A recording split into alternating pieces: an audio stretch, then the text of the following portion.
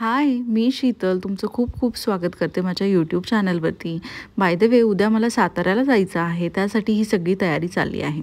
आम्हाला प्रज्ञाच्या लग्नाला जायचं होतं, म्हणून मी आदल्या रात्री छानपैकी पॅकिंग आणि त्याचबरोबर म्हटलं प्रवासामध्ये काहीतरी आपल्याला खायला लागेल, कारण दर सोबत असला म्हणजे त्याचं खाणं वगैरे जे आहे ते सोबत न्यावंच लागतं. मग म्हटलं टिफिनमध्ये काय न्यायचं, तर छान असे मेथीचे पराठे हा बेत होता. मेथीचे पराठे, शेंगदाण्याची चटणी आणि त्याचबरोबर हिरव्या मिरचीचा ठेचा असं मी ठरवलं. मेथी छान चॉप केली, कोथिंबीरही चॉप केली, त्याच्यानंतरून ज्वारी, थोडं बेसन पीठ आणि गव्हाचं जे पीठ होतं ते घेतलं, मिक्स केलं. त्याच्यानंतरून याच्यामध्ये सगळे बेसिक मसाले टाकले. थोडा ओवा क्रश करून घातला, त्याचबरोबर याच्यामध्ये मी थोडे शोपसुद्धा क्रश करून घातले आणि अद्रक, लसूण याची पेस्टसुद्धा टाकली. त्यानंतरून जे कापलेला कोथिंबीर होती आणि मेथी कापून टाकली होती तर ती मी टाकली. मेथी तुम्ही कापूनही टाकू शकता किंवा ग्राइंड करूनही टाकू शकता. मी इथे कापून टाकली आहे. त्याचबरोबर ना मी इथे थोडं दहीसुद्धा ॲड करणार आहे. दह्याने असं होतं की छान असे जे पराठे आहेत मेथीचे ते सॉफ्ट होतात आणि ते खायलाही खूप चविष्ट लागतात.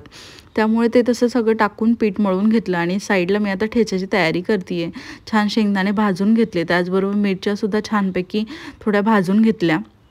नंतरून ना शेंगदाण्याचे छान फोतरे काढून घ्यायचे आणि मग काय मिक्सरमध्ये छानपैकी 3-4 लसणाच्या पाकळ्या, त्याच्यानंतरून थोडं जिरं टाकायचं, नंतरून कोथिंबीरच्या काड्या टाकायच्या आणि मिरची आणि मीठ हे टाकून छान मिक्सीला लावून घ्यायचं.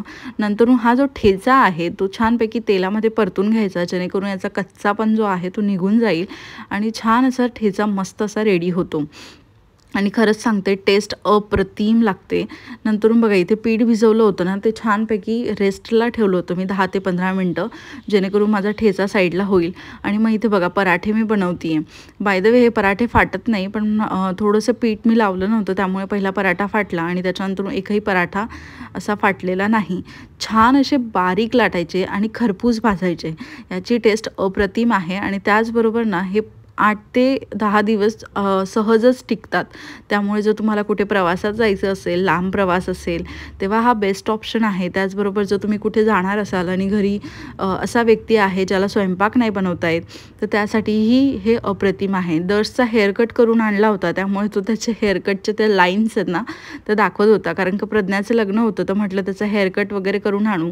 मग दीपक आणि तो दोघेही गेले होते सॅलॉनमध्ये आणि छानपैकी त्यांनी हेअरकट वगैरे करून आणला. नंतरून ना मी दीपकला टेस्ट करायला एक पराठा दिला होता. त्यांनी पॅकिंग साईडला ठेवून छानपैकी पराठे खाल्ले आधी. नंतरून जे पराठे होते जवळजवळ म्हणजे 15-20 पराठे मी बनवले असेल, कारण आमच्यासोबत बाकीची लोकंसुद्धा होती तर त्यांच्यासाठी सुद्धा मी बनवलं होतं. नंतरून ना इथे छान अशी पॅकिंग करून घेतली. हे सगळं करत करत मला रात्रीचा 1:30 वाजला होता आणि सकाळी आम्हाला 5 वाजता उठून जायचं सुद्धा होतं. माझा हा व्हिडिओ तुम्ही कुठून बघत आहात, तुमच्या शहराचं नाव मला कमेंट सेक्शनमध्ये नक्की सांगा. आय होप की तुम्हाला माझे व्हिडिओज आवडत असतील तर लाईक करायला विसरू नका. Thank you so much and bye.